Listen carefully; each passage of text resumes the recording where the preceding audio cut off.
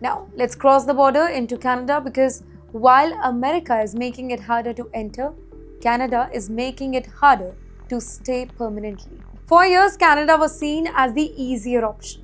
Many Indians believe that if America does not work out, Canada is always there. But today, that belief is changing. Can you imagine? You have spent years in Canada, you studied there, found a job, paid taxes, created an express entry profile, and finally submitted your permanent residency application. You think it's just a matter of waiting, but then your application is moved to a wait list. Not because there is a mistake, not because your documents are missing, but because there is simply no space left for you.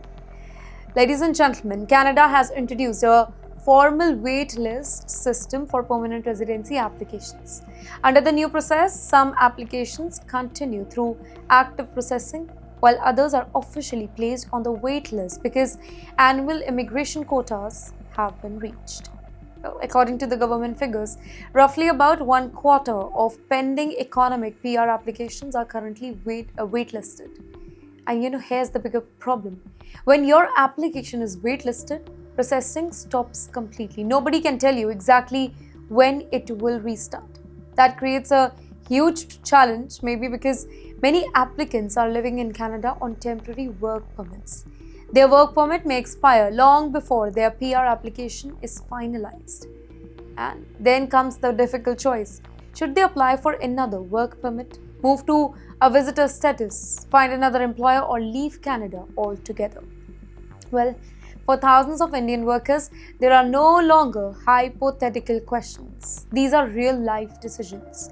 Canada is also becoming more selective, by the way. The government is increasingly prioritizing specific occupation, including healthcare, skilled trades, and French-speaking candidates. While many general technology professionals, they now need much higher scores to receive the invitation here. So today, ladies and gentlemen, getting permanent residency in Canada is not just about patience. It is about strategy. Every point matters. Every visa expiry date matters. Every immigration decision matters. For thousands of Indian families, Canada is still a land of opportunity, but reaching that opportunity has become a much longer journey. Every single year, lakhs of students and professionals, they wait for one announcement. Will there be a second H-1B lottery? Many don't get selected in the first round, but they continue to hope. Maybe some selected candidates, they won't file their petition. Maybe USCIS will conduct another lottery this year. That hope, very sadly saying, it's officially over.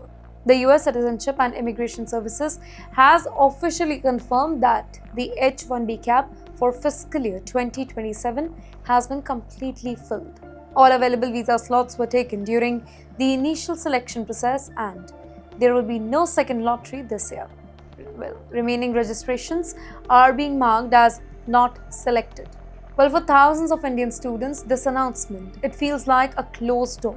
Now, specifically for those who graduated recently, found an employer, start working on OPT, and were waiting for one more chance. But this year, that second chance, it is simply not coming. Now, here's another major change. The H-1B selection system itself has changed. Earlier, luck played the biggest role, right? Now, salary matters much more. The government has introduced a wage-weighted selection process. That means higher-paying jobs getting better chances during selection, while low-paying or maybe entry-level jobs get fewer chances. Federal data also shows a sharp drop in registration as compared to the previous year and a higher share of selected applications holding the advanced US degree. Can you think about what this really means? If you are a fresh graduate, your first salary is naturally lower, right? But under the new system, lower salaries may also mean lower chances of getting selected. That makes life much harder for young professionals entering the American job market.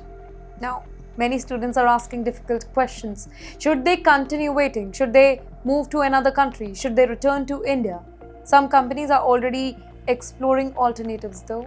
Instead of America, they may send employees to Canada, to the UK, or maybe India. Others are looking at visa categories that are not part of H-1B cap, such as jobs with universities or certain research institutions. Well, one thing is becoming increasingly clear. America, it still wants skilled talent. Yes, they do. But the competition has become much more tougher, and every new immigration rule, it raises the bar even higher.